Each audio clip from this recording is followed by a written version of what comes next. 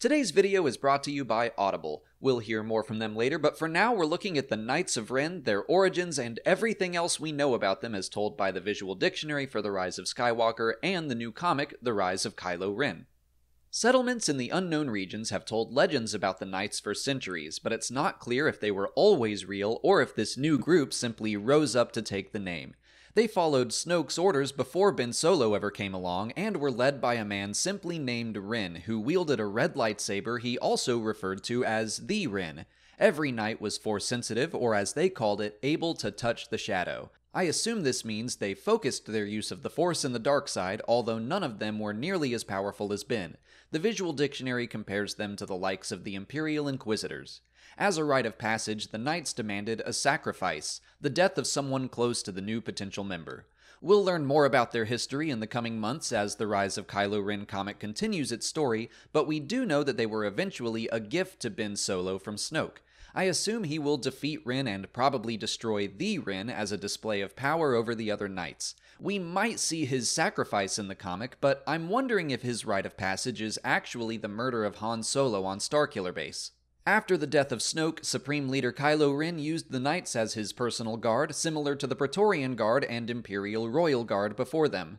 They took orders only from their master and would not acknowledge the authority of any other member of the First Order. By the time of The Force Awakens, we know Kylo led 6 Knights of Ren. VICRUL wielded a scythe and was armored in the skin of some giant reptile creature. The Force gave him faster reflexes and magnified fear in his enemies. He considered himself to be the Harvester, the Reaper of the Fallen, and the Targeter of Souls, which is a little much if you ask me. CARDO carried 3 blasters, including one custom mounted onto his right arm that had a built-in flamethrower. He had a penchant for technological modification and served as armorer for the rest of the Knights. He was known among his peers for his love of mass destruction. While it's impossible to say, breathing tubes on USHAR's helmet suggest he is a non-human species.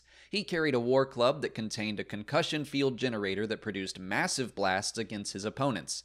The other Knights voted him to receive the superlative, most likely to make a prisoner beg for mercy. TRUDGEN was the Knight seen holding the massive Cloud Strife-looking sword, an enormous vibro-cleaver. He was a collector, taking trophies off of his fallen enemies that he would then add to his armament. His face was covered with part of a Death Trooper helmet, suggesting he bested one of the elite soldiers in his past.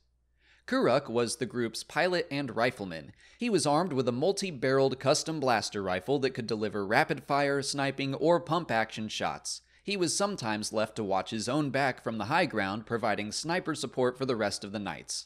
APPLEK was the trickster of the group. He preferred to deceive and outwit his opponents, leading them into traps. He was armed with an ancient executioner's axe of Mandalore forged with Beskar.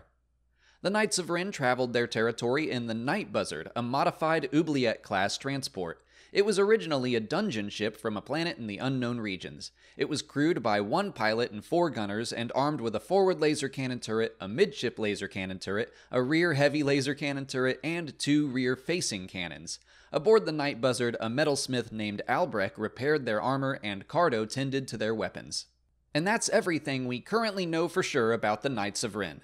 Like I said earlier, this video is brought to you by Audible. Audible is a leading provider of audio content and is a service we use all the time because we go through a lot of Star Wars audiobooks. And it's the holidays, so it's the perfect time to give someone an Audible membership, or if you're traveling, you can listen to an audiobook and 2 Audible originals for free. If I could make a suggestion, Resistance Reborn by Rebecca Rowanhorse would be an excellent companion audiobook to The Rise of Skywalker. I love the Star Wars audiobooks because they are big productions with music and sound effects, so it's like listening to a movie. You can get Resistance Reborn right now by visiting www.audible.com/StarWarsExplained or by texting Star Wars Explained to 500-500. If you sign up for a free 30-day trial today, you'll get a credit for 1 free audiobook of any price and credits for 2 Audible originals. Once you get an audiobook or audio drama, it will always be yours. You own that piece of content even if you cancel your membership, and if you get an audiobook you don't like, you can swap it out thanks to Audible's Great Listen Guarantee, which gives you up to a year to exchange an audiobook you didn't like for one you're excited to keep. That offer lasts for as long as you're a member. Resistance Reborn is available right now if you want to give it a listen, and all the other canon novels have audiobooks as well. If you've been wanting to get into Star Wars audiobooks, the holidays are the perfect, risk-free time to try. So visit www.audible.com/Star Wars Explained or text Star Wars Explained to 500-500 and start your journey today. If you have any questions about the Knights of Ren or the Rise of Skywalker, leave them in the comments and I might try to answer it in a future video. If you haven't already, please like this video, subscribe to the channel, follow us on Twitter, Instagram, and Facebook, and consider checking out our Patreon page. As always, thanks for watching, and may the Force be with you.